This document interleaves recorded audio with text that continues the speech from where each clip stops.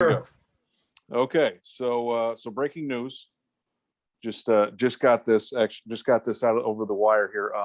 The Milwaukee Bucks have actually sent some strippers to James Harden's house to say thank you for pulling his hamstring in round 2 of the playoffs and allowing them to win a championship. And they're also telling him, don't rush your recovery. If you don't want to come back next year, hey, just sit it out. Take some time off. You've had a really great career. You don't need to rush it.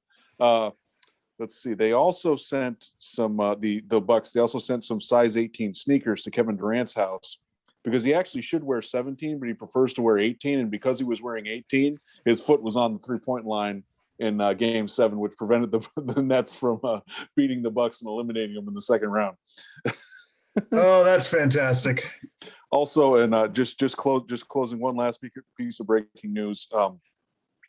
Space Jam, what is it called? Space Jam: A New Legacy is apparently really terrible, and it provides further proof that LeBron no clutch gene. So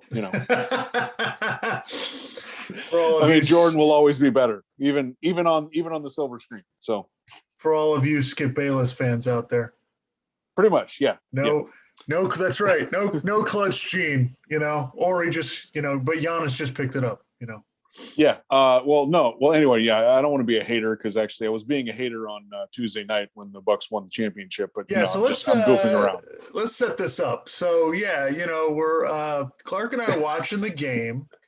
We're watching game 5? Game 5, yeah. You had a heart attack. We're watching the game. We're texting, like we do. We're both, both NBA fans. Full disclosure here, we're from, we live in South Florida, so we are Miami Heat fans. Really, we don't have a dog in this fight, and I really shouldn't have had any rooting interest. But since I had to pick something to root for, I guess. Right. So we both picked, the Phoenix Suns. We both thought the Phoenix Suns would win. Just based on watching the playoffs. Honestly, for me, it was just a matter of I think the Western Conference is just a lot better than the Eastern Conference, and so I think I thought Phoenix was the better team, and based on what we had seen from Milwaukee, it looked like they were going to lose to Brooklyn, and then there were a lot of questions in the Atlanta series. Well, but by the way, just before everybody forgets, before the finals started, I said multiple times I don't think he's going to play in the finals because that injury was bad. That knee hyperextension in Game 4 against Atlanta in the Eastern Conference Finals, that was, I didn't think he was going to play, and if he did play, I didn't think it would be till later in the series. So then, before the game, they're like, he's upgraded to questionable. I'm like, really? And then he goes out there and plays game. I'm like, what the hell? I thought they would have won anyway, but I was kind of even more convinced if Giannis was going to miss 2 or 3 games. So, Yeah, it did not look good. As I've heard in several places, his leg looked like a flamingo. It was not. Yeah, that's true. Did not look good at all. So we're texting Game 5, and Milwaukee's made a comeback in the series, and I thought Game 4 was kind of a turning point.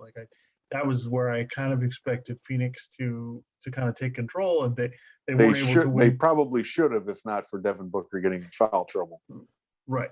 So it was one of those games that could have gone either way. And so, we're texting Game 5, and Clark is getting progressively upset that the Phoenix Suns might lose this game. And he's just, I can't, he's going nuclear. I'm not watching the NBA anymore. I'll tune in next year. I said I'm not going to watch Game 6, okay? Oh, okay.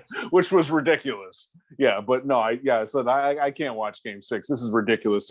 They're blowing, because at that point, because I'm trying to remember. So Game 5, okay, Booker scored 40 in Game 4, and then he went off for 40 in Game 5. Right. And okay, now I'm remembering this. So Game 5 was the one where Phoenix was they're in the lead for most of the game, I think. And then you get to the middle of the fourth quarter, and it's like, okay, Phoenix, if you just make a run, you're going to win this game. And Milwaukee kept taking shots and missing them. They missed so many shots. I think, Pat Connaughton missed shots. I think Drew Holiday missed some shots and no one was really capitalizing on anything. And Chris Paul played better than he did in Game 4. We didn't play, all that great. It's just they couldn't make any plays, and then that was the game with the block, right? Correct. They ran a screen and roll with Booker and Ayton, which was working the whole game. And then Ayton's rolling to the basket. Booker drives in, tries to toss it up for a layup or for a dunk, an alley oop, and Giannis proceeds to go from basically the front of the top, well, not the top of the key, but like sort of in the free throw line, like the just past the free throw line to the other, like in a diagonal motion across to the other side of the paint and blocks the dunk. Which one basically of the greatest blocks ever. Yeah. So so that sort of secured the game. So Milwaukee, they made that play obviously, but I just felt like Phoenix should have won. I feel like they were in position. They just needed to make a few plays and they didn't do it. So looking back now, I think at the time I was saying, oh, they're choking. No, they didn't choke. That was ridiculous. It was there. They just needed to go. They just needed to make some plays and they didn't do it. So, and Milwaukee didn't really either, until, they made a few shots at the end. So. Right. Yeah. So, Clark is losing his mind over. Actually, I'll go. You know what? Let me go back to the text. I'll go back to the text. Let me find it. But that's what I was trying to look up. Yeah, I was really pissed. And put it this way, I'm not a Phoenix Suns fan, but I was just pissed off that I was wrong. Which every now and then I get like that. Like the last time I feel like I really got like that was 2007 when the Colts were playing the Patriots, the year the Patriots went undefeated, and the Colts were ahead in the game like 20-10, and they blew the lead and they lost the game. And I was really pissed off because I'm like, I called it. I knew they were going to lose, and of course I was wrong. So Yeah, so it's a lot of good Lord, the Suns can't get a stop. The Bucks are better. This is what you get when you blow a game. I don't want to watch any more of this crap. Very, very, and honestly, I'm sitting in front of my TV and I'm like, why is he so upset about this? It's the Bucks, for Christ's sake. So this is what I'm leading to here is that Clark has he said, I don't know how many times that he doesn't like the Bucks. And listen, the Bucks they leave something to be desired. Okay. Obviously, if you're a Bucks fan, completely understand. That's your team. You love them. I have no problem with that. But, if you like 90s basketball, the Bucks remind you of 90s basketball because there's a lot of missed shots. There's a lot of, bad offense, a lot of, for all you guys who say like you love 90s basketball, really go back on YouTube and watch some of those games. Oh my, I mean, like it's you kind of forget because you watched it at the time and that's just how basketball was, but you go back and watch and you're like, this is a classic game. Nobody can hit a shot. What the, like. Yes, like exactly. Like I remember watching the Lakers play the Game 7, the Lakers and the Trailblazers, right? When Shaq and Kobe won the first championship. Like the end of that game, you're like, oh, this is a classic game. And I don't think I watched that at the time. And then I'm watching it and it's like first of all, the score was like 80 something to 70 something. Like that was the final score. And it's just like there's a few minute stretch there where it's just people were shooting bricks. It's just like it's not how you remember it, but it's not as good as you remember. So yeah, it's all we had at the time. So of course we enjoyed it, but we didn't know any better. So anyway, so my point of that is that Clark, I want to give you a few minutes here. You don't like the Bucks, so I'm going to give you the floor to explain your Bucks hate. I've since changed my position. I was being ridiculous. I got over it. The Bucks they made plays when they needed to. Things could have gone differently this postseason, but you could say that just pretty much about any postseason. So, look, Giannis is really great. I mean, we'll talk about Giannis later, but Giannis, I think, we could talk about if he's the best player in the league or not. I don't know. That's kind of, I don't really care, but he's the most physically dominating player in the league. And I don't think it's close. I don't think there's anybody who you could say is more physically dominating than him. And I think once he basically realized that he was physically dominant, then, the series kind of shifted because Phoenix could not do. I mean, to say Phoenix could not do anything about him is kind of ridiculous. Can anybody else in the league do anything about him? I mean, maybe Anthony Davis, maybe, I don't know. But, So yeah, I was being ridiculous at the time, but no. And the Bucks are, do I really enjoy watching them?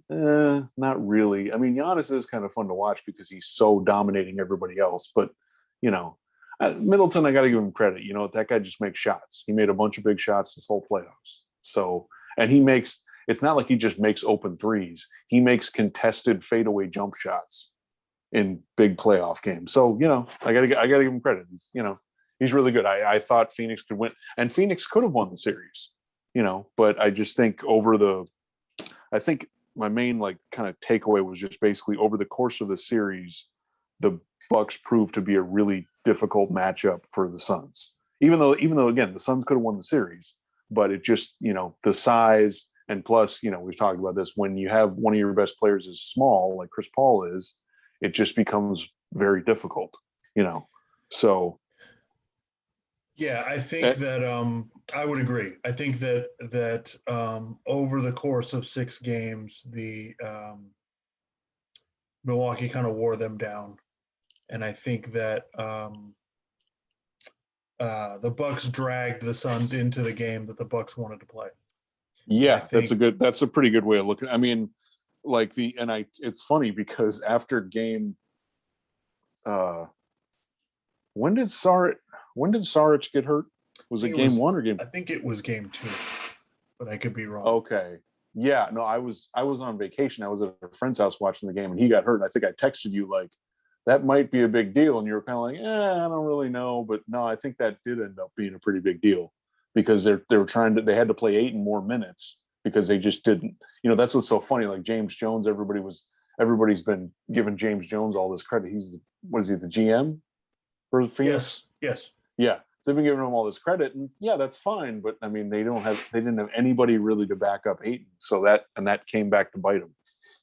Yeah, I think one of the hallmarks of a championship team is that you get better as the playoffs go on and as the series goes on. And the Bucks got better in the series, and I don't feel like Phoenix did. Granted, Phoenix kind of. I think you could maybe say Phoenix kind of peaked in game 1 of the finals.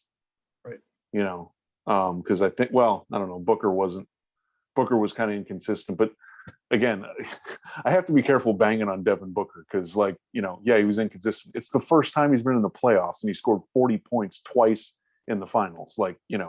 He's really good. He, obviously he'll get better as he gets more experience. So it's hard, that's the other thing. I'm trying, as much as I was banging on the Bucks, I can't, I can criticize Phoenix for certain things and they deserve criticism for some things, but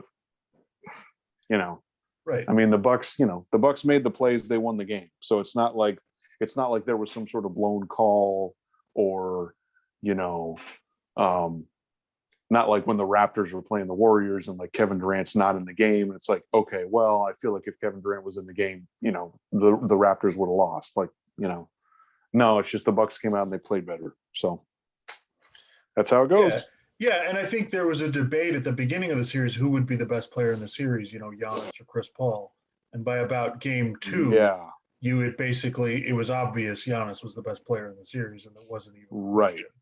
And so when you in the history of the NBA, when you have the best player in a series, unless it's like the Warriors versus the Cavaliers, where LeBron might be the best player, but it's so overwhelming. If you have multiple Hall of Famers on the same team, then it's right. And that's it's an exception. With rare exception, if you have the best player in the series, you win. So I mean that's basically the history of the NBA there. Yeah. But so I think it's great for both those teams to make it to the finals. I think it's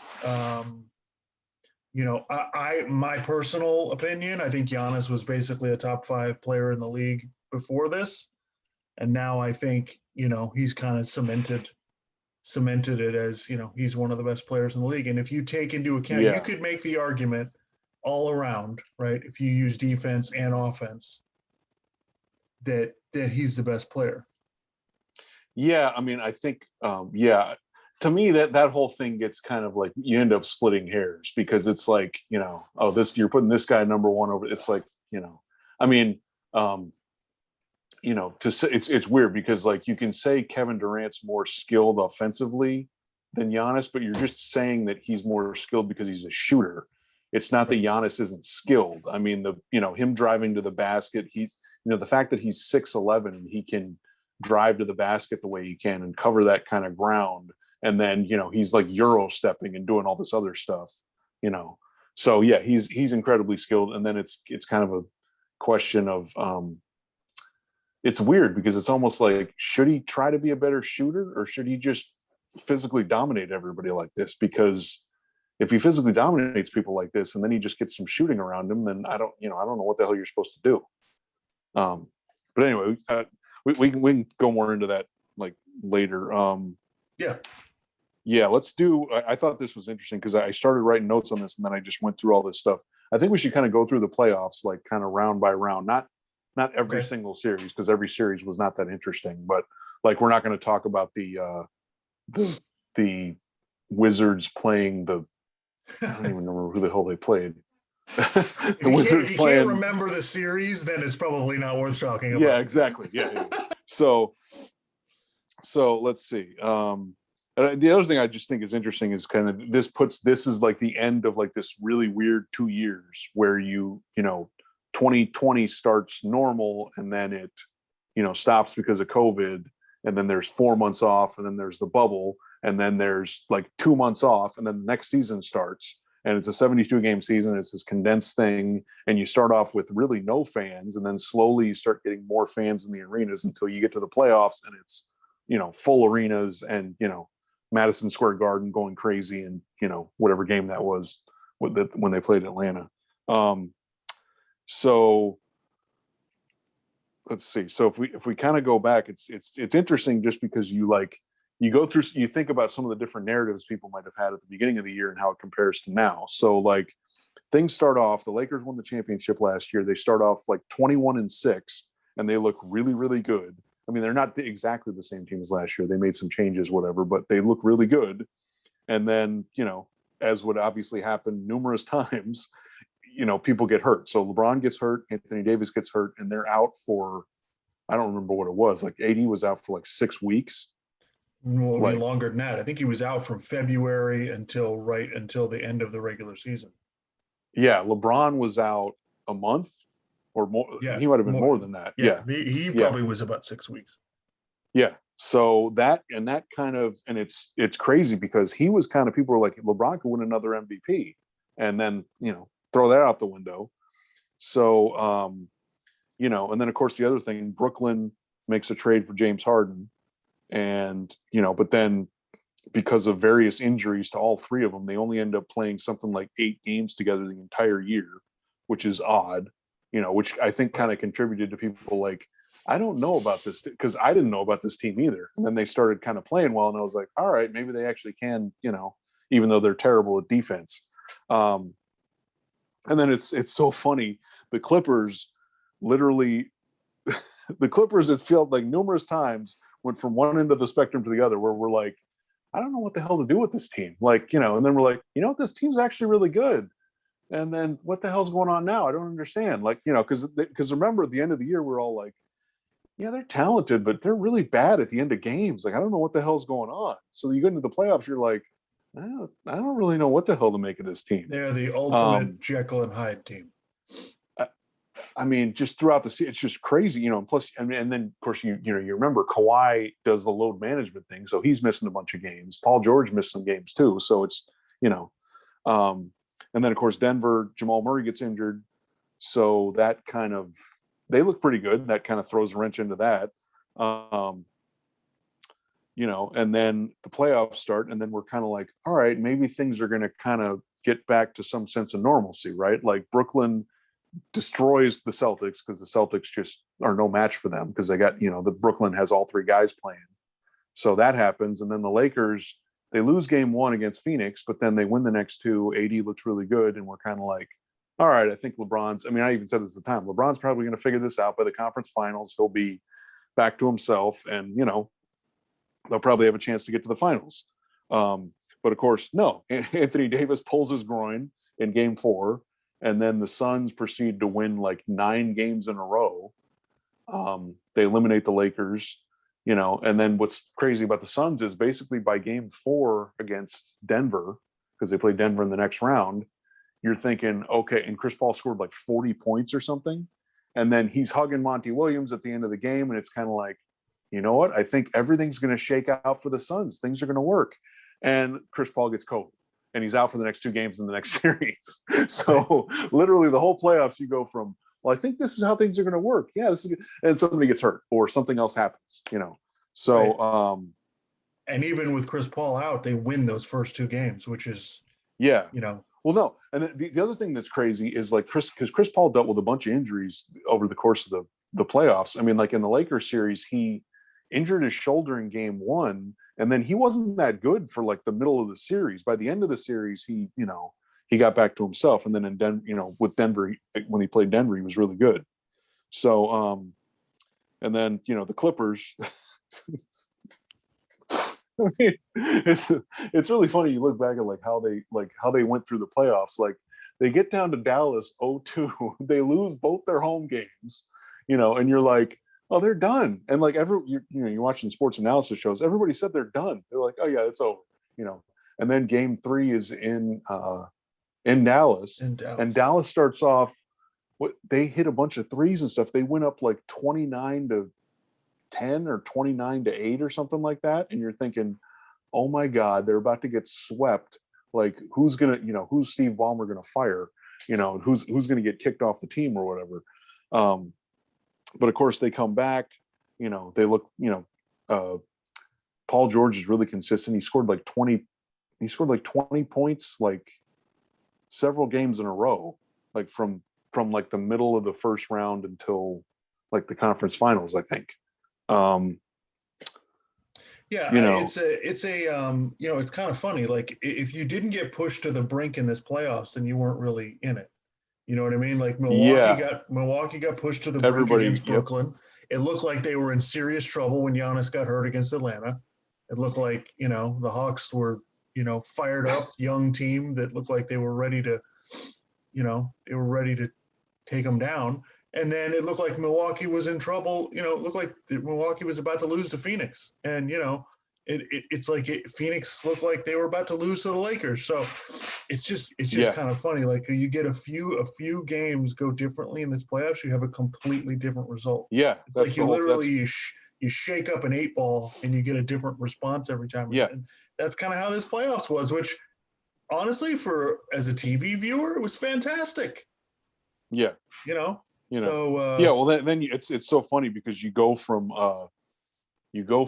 games 1 and 2 of Dallas when Dallas was playing the Clippers, and Luka is just destroying everybody. Like he's destroying Patrick Beverly, and what is he? He's like, you're too fucking small, or whatever the hell he's saying. Like he'd drive to the basket and get it in, like, too fucking small, this guy can't guard me, and then Patrick Beverly would obviously play a bigger role because the next series he didn't really, the Clippers end up winning the first round series, obviously, but the next series Patrick Beverly barely played, and then he actually played a lot in the conference finals against Phoenix.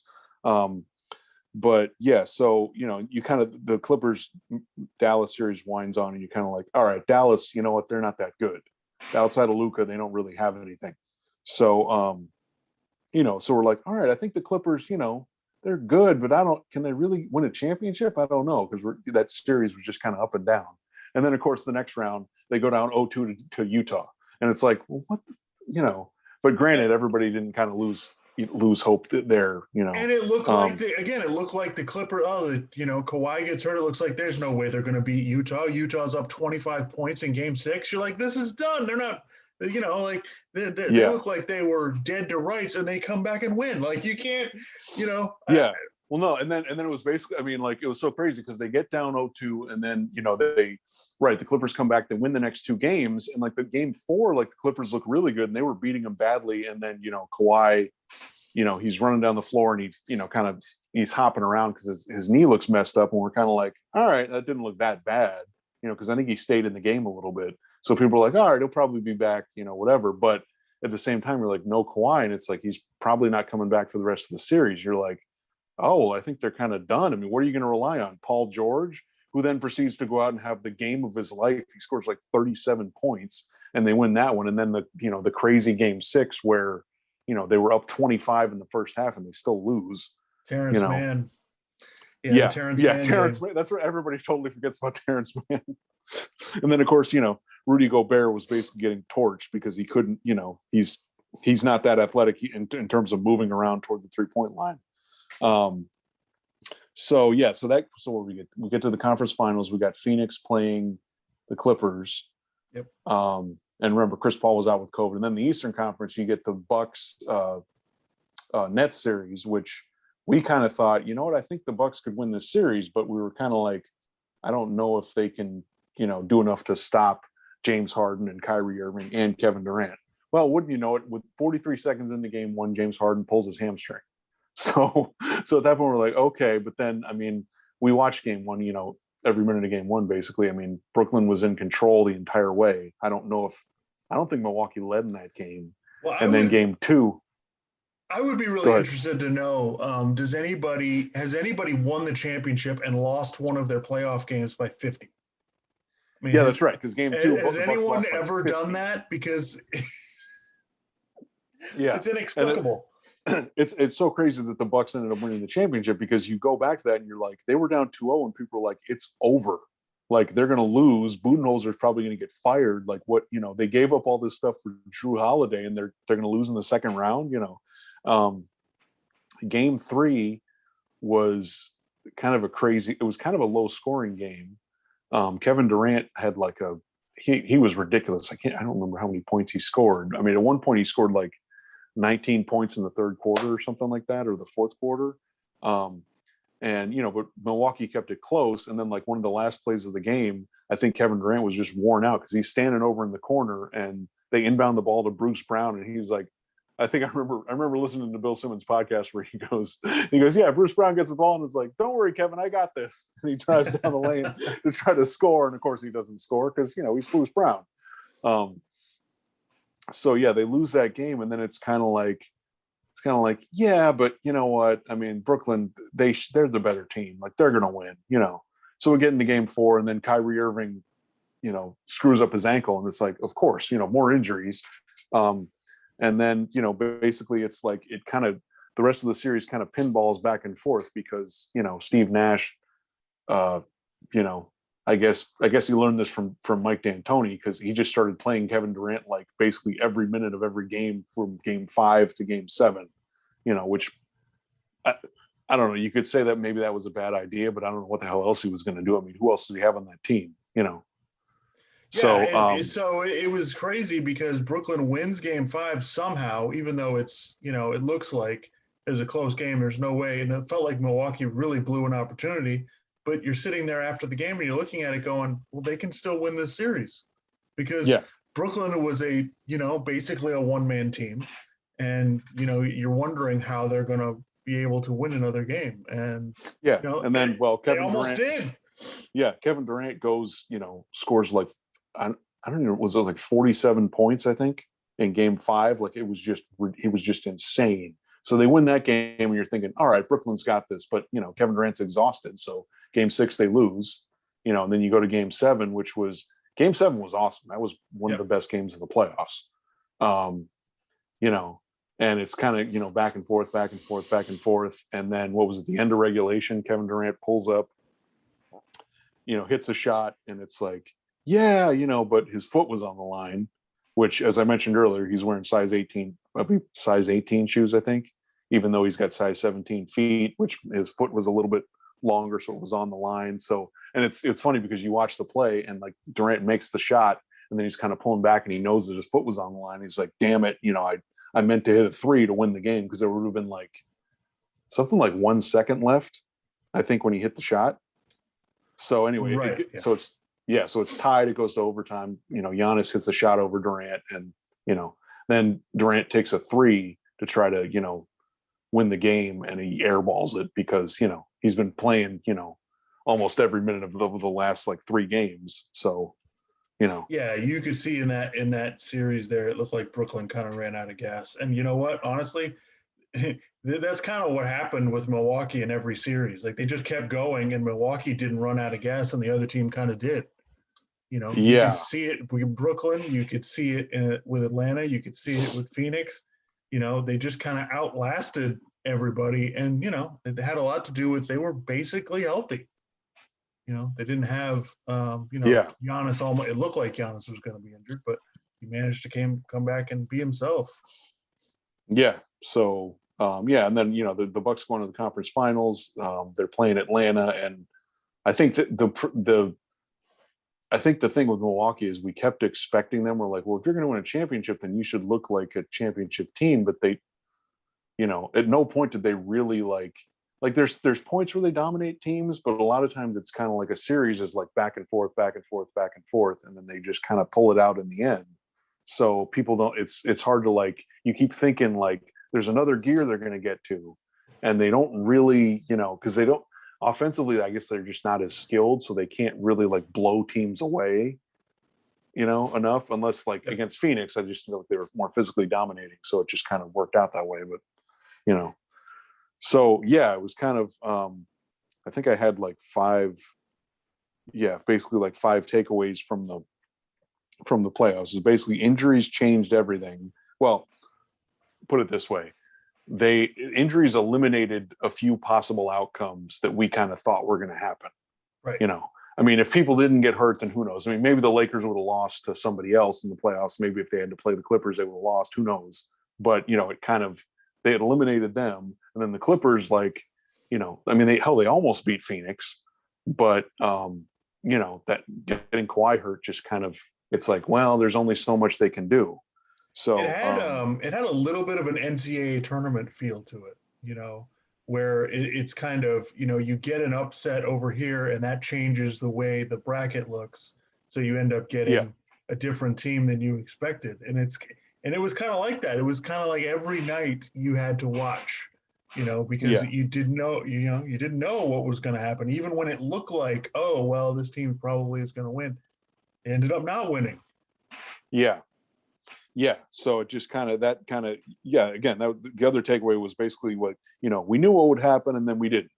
Well, we know this is going to happen, but then it didn't. Which I guess you could say that maybe that happens in a lot of playoffs, but at the same time, like in the NBA, not really. I mean, a Yeah, lot I of playoffs mean, you enter and you kind of you and go, I've, we've been watching the playoffs for 25 years. I mean, and yeah, I've never seen anything like this. Yes, injuries affect it all the time. That's true, but I've never seen it to this extent. This is yeah, beyond anything I'm accustomed yeah. I mean that when Durant was injured with the Warriors, I mean that was one injury, and the Warriors still took the finals to 6 games. So it was kind of like, um, let's see. And then the other takeaway was kind of, the media, I think, and fans too, they tend to make they come up with these broad sweeping narratives about players based on a playoffs. And it's kind of, on some level, it's ridiculous because so many little things can happen. So like people are ripping on Chris Paul and I'm just like, all right, I think we need to slow down. Like, there was a lot of good stuff that he did in the playoffs. Let's not like totally write the guy off just because, he had a bad playoffs here, like you got to kind of slow down. And then like Milwaukee, yeah, Giannis is really good. And the Bucks, they made some plays and whatever, but I mean, a couple injuries and they might not even have made the finals. So you kind of have to, when you're judging players and teams, you kind of have to take all that into account and not overreact because, well, this team won a championship, so they're clearly better than everybody else. It's like, what else happened? Like, I need to kind of know the whole context. What was the other two other takeaways? Just what Chris Paul was able to do with the Suns team, just in the regular season and then throughout the playoffs, is ridiculous. I don't think enough people are talking about it. I mean, that team had never made the playoffs before. It was Chris Paul and Jay Crowder had playoff experience. That's it. So the fact that they, even when he wasn't on the floor, that speaks to, them, throughout the year, but it also speaks to coaching and everything else. But I mean, what they were able to do this year was just unbelievable. So it's hard for me to like say, well, you didn't win the finals, so I'm going to crush you now. Like, no, it's hard for me to do that. Um, you know, and then the other thing was just Giannis is the most physical. I said this before. Giannis is the most physically dominating player in the league, and that's probably something that I should have known earlier because I'm just saying that based off what he did in the last few rounds of the playoffs. But I mean, if you just watch him play, it's clear that he's more physically dominating than just about everybody else. Yeah, I would say if you put, the most dominating physical player in the NBA as a championship belt, Giannis has now taken it from LeBron and Kawhi. Yeah. It's just they're not quite at the same level. Well, yeah, anymore. because I mean, and even when LeBron at his peak, I mean, he was physically dominating, but there's certain things Giannis does that I don't know that LeBron could do. I mean, maybe that's because he's, Giannis is 3 inches taller, I think. But yeah, I mean, I don't know. It does kind of look similar. Like LeBron will have the ball, down low in the paint near the basket, and he'll just power his way up and get the ball up to the basket and make a shot, So maybe it looks a little different because Giannis is a little taller, maybe. But yeah, I think it is kind of a similar thing. Right. I think it used to be, if LeBron wanted to get to the basket, he could get to the basket anytime he wanted. And I think it's that's fair. It's a little more difficult now than it was. Giannis, he's getting the ball down low. If he gets the ball down low, same thing with LeBron. If he gets the ball down low, also. But I just think that Giannis is 10 years younger, so it makes a difference. But yeah, I think in my lifetime, I think it's probably Giannis, LeBron, Kawhi, Russell Westbrook. Those are probably the best athletes that I've ever seen. Yeah. You could say two-way athletes too, because I mean, it's kind of like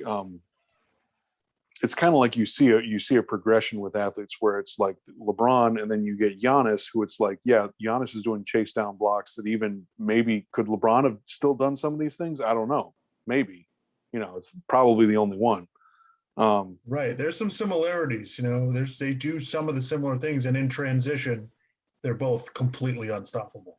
There's nothing you can do with them. Yeah. Basically, I think that is kind of a question. Like, should Giannis keep trying to? Keep working on his foul shots, but should he continue trying to be a shooter? Well, at all? It's kind of, I don't know. Man, my opinion on that is, I think the mid-range jumper, the 15-foot and in, I think that should be what he goes after, because people, no matter, even if Giannis starts to make some threes, they're still not going to come out and guard him, because in order to balance out, to make enough threes for it to make sense for people to pay attention to him out there, he's got to shoot 38-40%. I just don't think that's ever. No, but people don't get into the league 6, 7, 8 years in and then become great 3-point shooters. So I think that mid-range, he's already you can see he's kind of got that Hakeem Olajuwon turnaround fadeaway thing that he can kind of make when it's within 10 feet.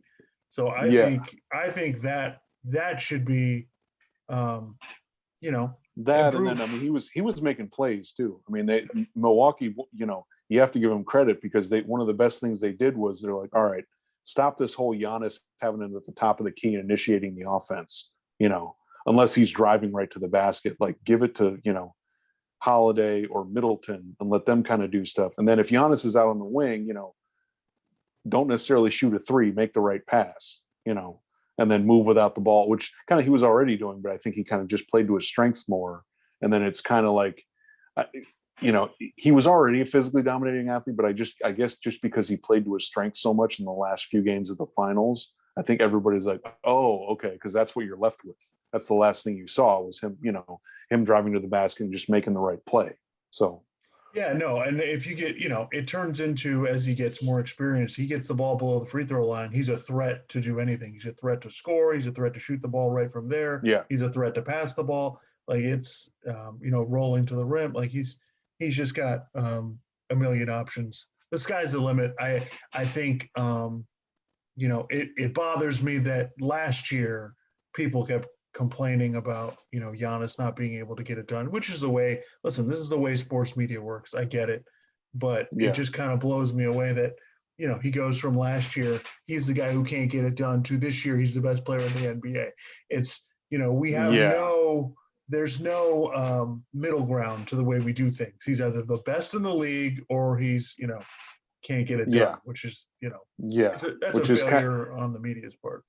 Yeah, pretty much. Yeah, it's the whole rings culture thing where we basically, because that's the other thing I wanted to say. Like, people have been saying, well, like I heard Jason Whitlock say, well, I think this kind of takes LeBron down a peg because Giannis didn't have to leave. And I'm hearing other people say, well, it's it proves that you can stay there and win a championship. And I'm just like, hold on, okay. Nobody said that you can't stay and win a championship. No one's saying that. Okay, you can. You could stay there. You might not win a championship, or you might. I don't know. It's just kind of funny to me. Like they're like, well, all these other guys stayed, and it's like, yeah, well, Jordan stayed. There's more than one way to do it. Yeah, right. Well, but you have to remember, like, even if you stay, you got to get breaks in order to win a championship, much less multiple. Like Jordan stayed there. He got breaks. He gets Scottie Pippen. He gets, Horace Grant. He gets Dennis Rodman. He gets Steve Kerr. He gets the best Phil coach Jackson of all time. Kobe gets to the Lakers and he gets prime Shaq with Phil Jackson. Magic. Magic goes to a team and then ends up playing with two other Hall of Famers. Hakeem Olajuwon gets. You could say it's a break. Jordan leaves the sport. that was kind of a break for everybody. Tim Duncan goes to San Antonio and, he gets to play with David Robinson and then Tony Parker and Manu Ginobili, who they draft in not even in the top of the draft, so like now again, they win championships, right? Garnett stayed in Minnesota for, 10 years or something. And, he didn't really get the breaks. So are you telling me that if he had stayed there his whole career and not won the title, like you'd give him extra credit? That just seems like, Patrick Ewing stayed with New York like his whole career. Or if you're not, are you going to give him more credit because he stayed? So that whole thing to me just gets kind of ridiculous. Like, winning one title dramatically changes people's perception of you. The multiple title thing, that's basically reserved for, the handful of guys that have led teams to multiple titles. There's only, you can count them on one hand. There's just not that many. Yeah. Well, then the other thing is I just find it so funny, like logistically, LeBron would never have won in Cleveland if he hadn't left, because he leaves. They were bad. They get 2 draft picks. They get 3. Did they get 3 number 1 picks? Or was it 2? They got because they got the Kyrie Irving pick. Kyrie Irving number 1, and they drafted Anthony Bennett number 1, and Andrew Wiggins. Yes, they did get 3. Yeah, so they get 3 number 1 picks. One's Kyrie Irving, the other one turns into Kevin Love. So yeah, like he wouldn't have been able to win unless he, gotten those players. So and then it's like, oh, we're going to give Giannis all this credit for staying. We can't ignore the fact that there were all these injuries in this playoffs.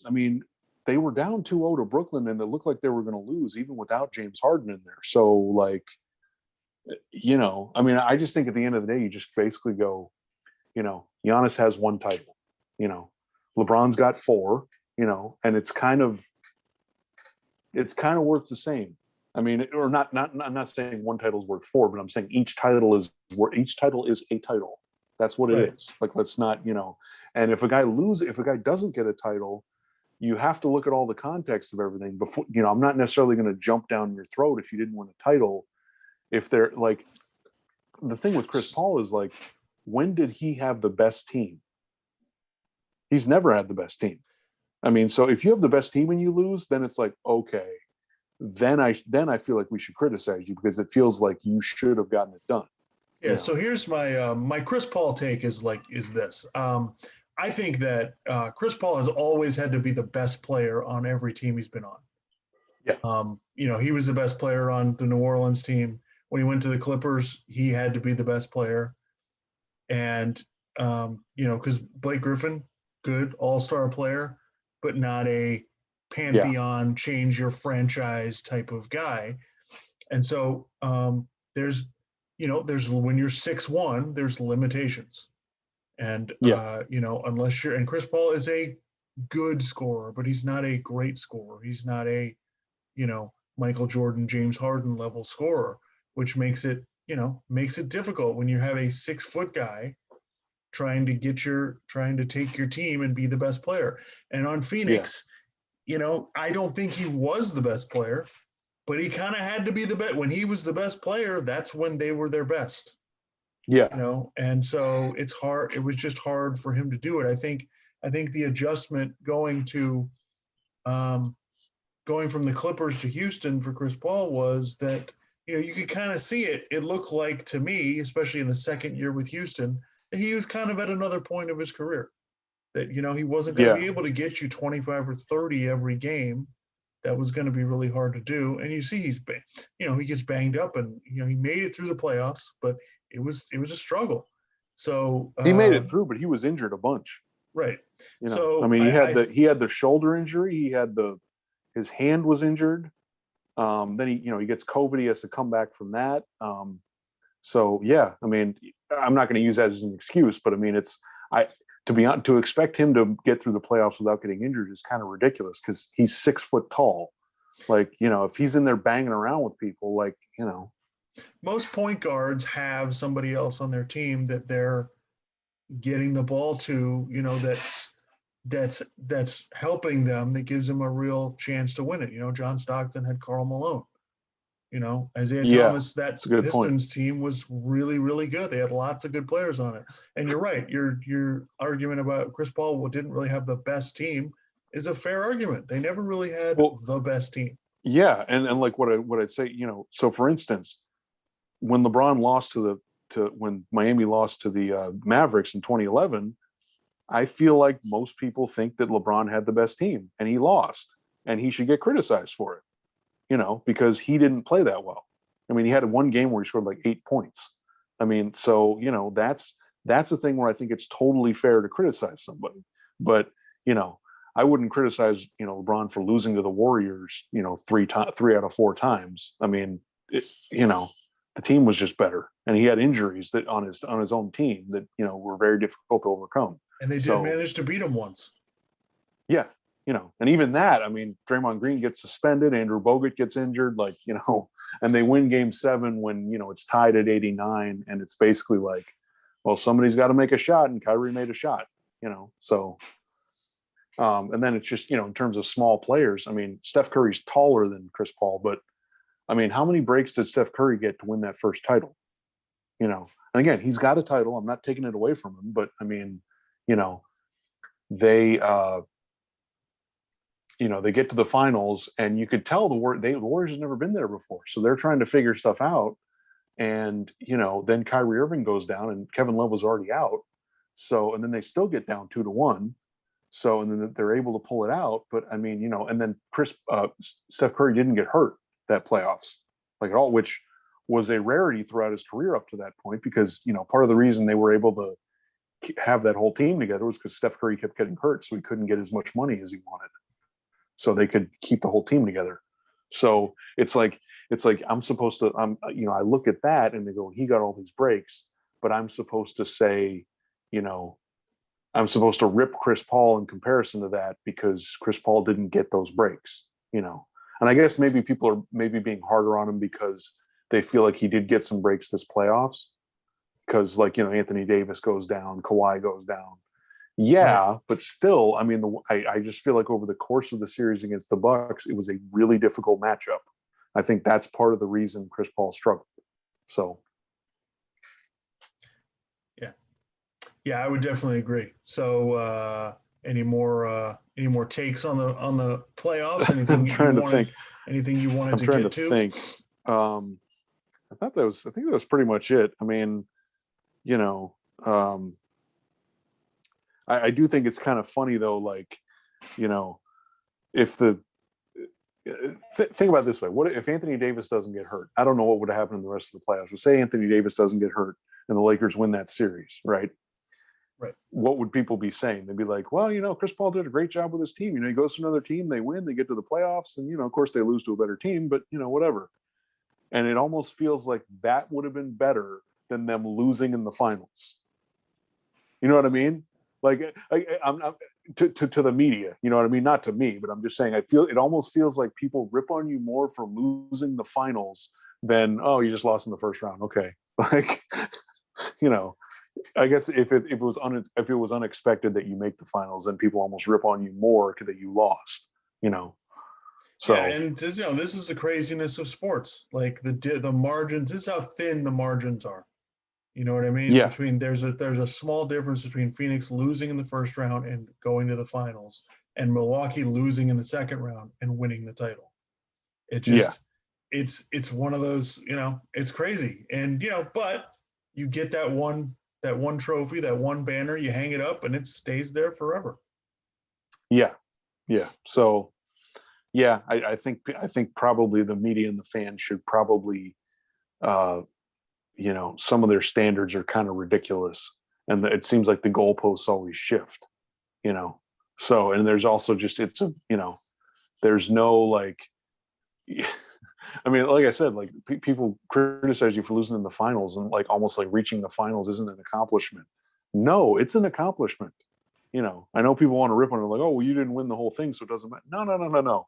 If you make it all the way through all that to the finals, I mean, come on, that's an accomplishment. I'm gonna give you like, I'm gonna give like, looking back on Chris Paul's career, there's some, game 4 in the finals I'll criticize him for.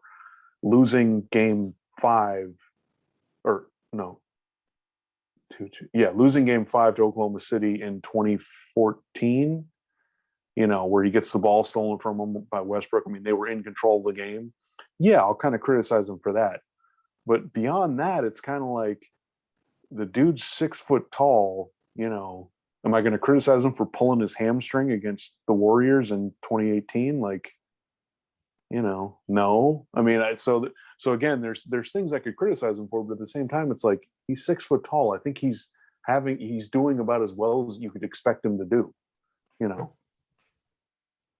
Yep. So yeah, I just again, like I said, I'm not really ready to rip them to shreds for not winning a championship, because it's like them pointing that 2-0 series thing. It's like, how good of a team was the Clippers when he was on it?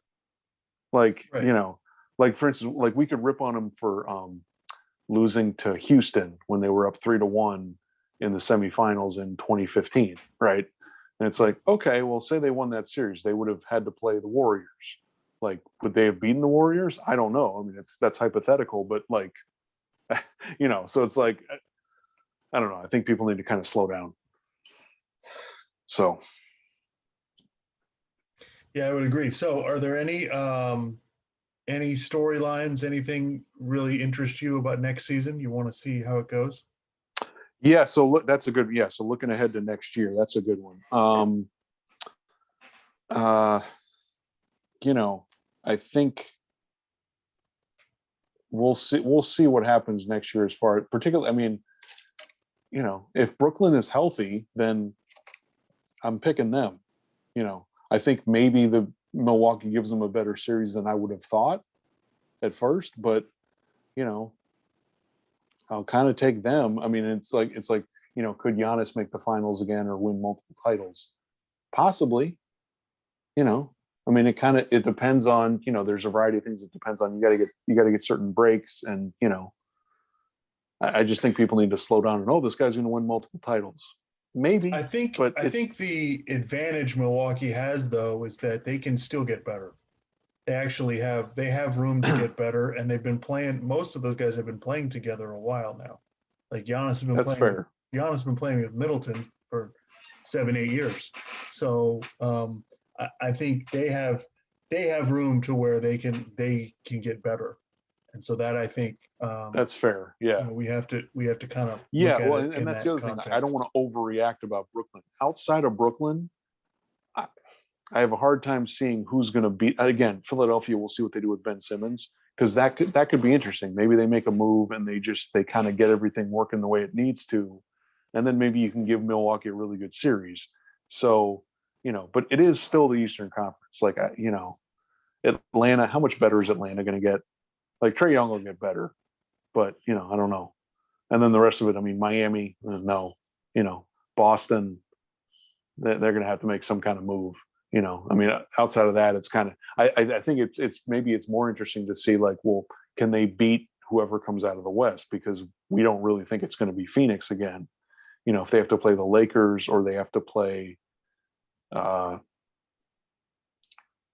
Clippers or Denver or. Yeah, I'm interested to see how Brooklyn approaches next season. Do they come in ready to go, and do they really kind of take the regular season seriously and try to get the 1 seed, or do they just kind of take it easy and cruise?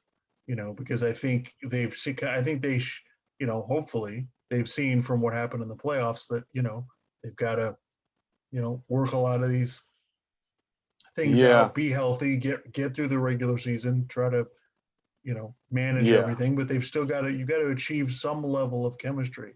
I think what happens with Philadelphia is a really interesting, wild card. If they, who knows? Do they make some kind of move? Do they improve their roster? What if they get Damian Lillard? What if, so, but yes, I do agree with you. I would peg Brooklyn as the favorite. But I don't think Milwaukee's too far behind. No, yeah, it's pretty close. They're like right there. Especially, I mean, Giannis is the most physically dominating player in the league. So, and he just scored 50 in a closeout game. Like, we don't need to go on about that. But I mean, think about that. In like 10 years, you're gonna go, oh yeah, that's right. Giannis scored 50 in Game 6. Like, I mean, and he wasn't shooting threes. It was a bunch of twos, and he took like he scored 50 on like 25 shots. Like. It's what I mean. I think lost in all this is it's one of the best finals performances of all time. I mean, they told the guys who've scored 50 in the finals, and it's it's So I mean, and then the West, we'll see. Like I feel like the last 2 or 3 years with LeBron, I've been like, all right, is this kind of, not that he's going to retire, but it's like, is this kind of it for him being, one of the best players in the league? Like, is he gonna, I don't know. He's smart. He can kind of figure stuff out how to affect games. But I don't know. I feel like next year, if he has AD healthy, then that's kind of, maybe that's the last realistic chance to win a championship. I don't know. Yeah, and it comes down to what does the rest of the team kind of look like? Because a story came out about Kuzma and Schroeder not getting along. And there being problems with the Lakers locker room and LeBron not being happy with Anthony Davis. Does any of that stuff matter? Really? Or is that just they lost before they wanted, before they were expecting to, and there's some issues. So I think they have a lot of things they got a lot of things they need to figure out. Yeah. Yeah, I think the only other thing was that, one of the things I'm starting to get annoyed with in the NBA is they call championships chips. Can we stop coming up with different names for the same thing? Can we just, can we say championship or title? Do we need to come up with a new name for something, And now it's like, he had a 50-point game. He had a 50 piece. Like, what? Can we if anybody out there has watched the Netflix series Last Chance U, they call the national championship a natty. And it's kind of like, wait a minute, what are we talking about? Like, listen, I'm 42 years old now. I'm not keeping up with all what the young kids are saying. I get it, but we got to keep those things in line.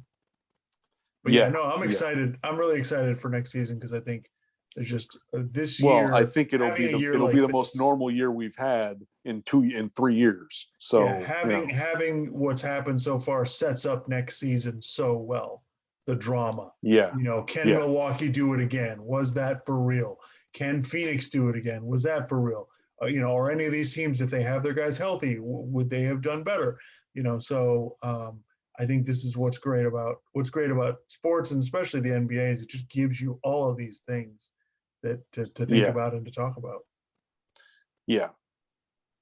So, all right. I think that's pretty much it. Yeah. I don't really have any other points I wanted to make. That was kind of all. That was kind of all I wrote down. So yeah, I mean, we're both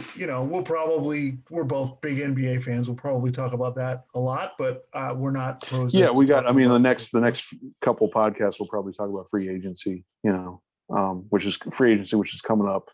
And then obviously we'll probably get into some NFL, but I don't think we want to talk about Aaron Rodgers because it looks like he's going back to Green Bay. So let's just Yes, our feeling on the Aaron Rodgers saga is when something happens, we'll talk about it. Until then, let's just wait and see because we're not trying to fill up 24 hours of programming. We don't really need to get into yeah. So all right. Well, hope you guys enjoyed it. And we'll have to come up with a name for this. So yep. See you on the next one. Yep.